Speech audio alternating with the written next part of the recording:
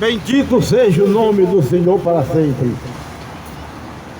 Assim como estão os muros em redor de Jerusalém, assim também o Senhor está diante do teu povo, não só agora, mas para todo sempre.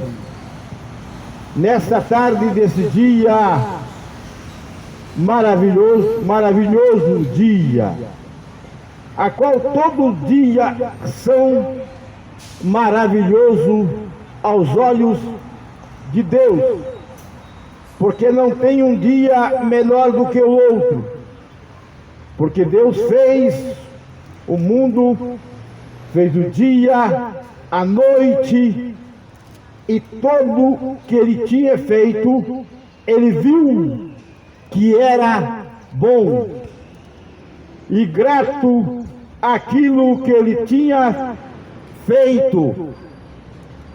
Então todo dia é bom,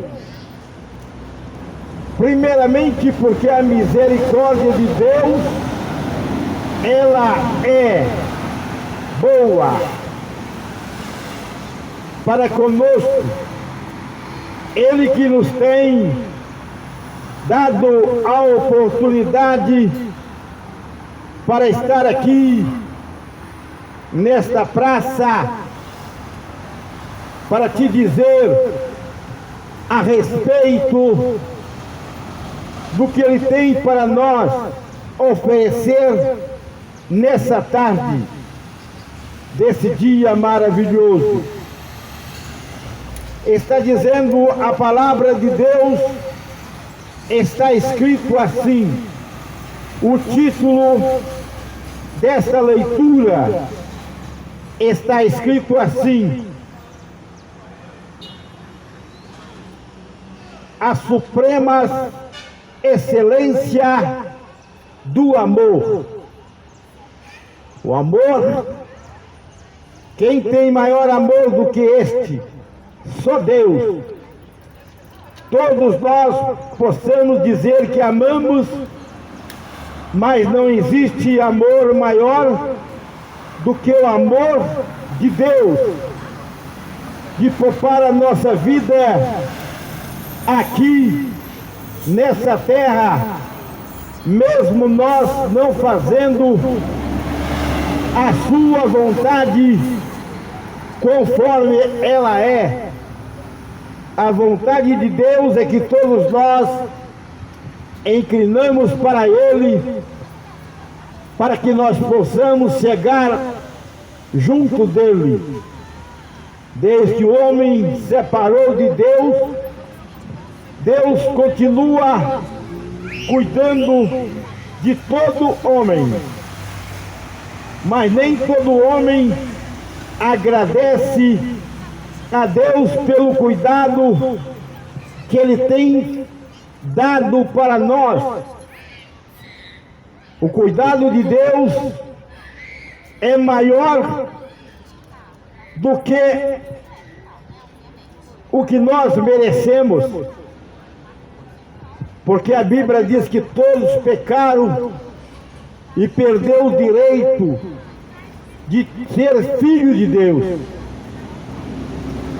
Mas Ele, pela sua bondade, Ele nos resgatou de novo e colocou novamente para adorar a Ele em espírito e em verdade. E nesta tarde desse dia, falamos sobre o amor de Deus. O apóstolo Paulo escreveu aos Coríntios dizendo: ainda que eu falasse a língua dos homens e dos anjos e não tivesse amor, seria como um metal que soa e um sino que tine. E ainda que tivesse o dom de profetizar, de profecia, e conhecesse todos os mistérios e toda a ciência, e ainda que tivesse a fé de maneira tal que transportasse os montes e não tivesse o amor, nada seria. Ainda que distribuísse toda a minha fortuna para sustento dos pobres, e ainda que entregasse o seu corpo para ser queimado, e não tivesse o amor, nada disto me aproveitaria. Porque o amor é sofredor, é benigno. O amor não é invejoso.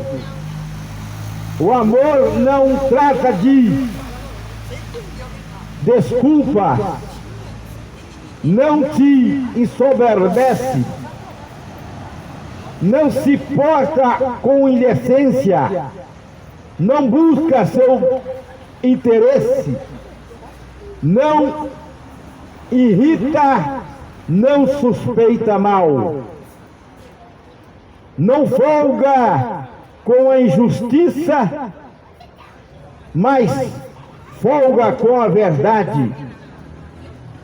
Tudo sofre, tudo crê, tudo espera, tudo suporta.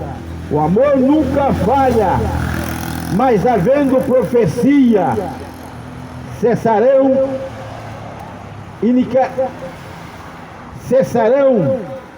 e havendo línguas, cessarão e falarão da ciência, porque em parte conhecemos, em parte profetizamos. Paulo era um homem dedicado, era um homem culto, estudado, mas antes, com todas as culturas que ele tinha, que aprendeu, ele era um perseguidor dos cristãos na época. Na época, ele era perseguidor. E de repente, quando Jesus apareceu para ele e disse: por que me persegue? Duro para ti lutar contra mim. E ele disse naquela hora: quem és tu? Ele disse: eu sou Jesus a quem tu me persegue. Quando Jesus apareceu, falou com Paulo no caminho de Damasco, quando ele estava na perseguição dos cristãos, Jesus já havia ressuscitado dos mortos. Jesus já tinha nascido, já tinha crescido, já tinha sido crucificado e já tinha ressuscitado. E agora ele aparece a Paulo e disse para ele, para que pudessem anunciar esta palavra.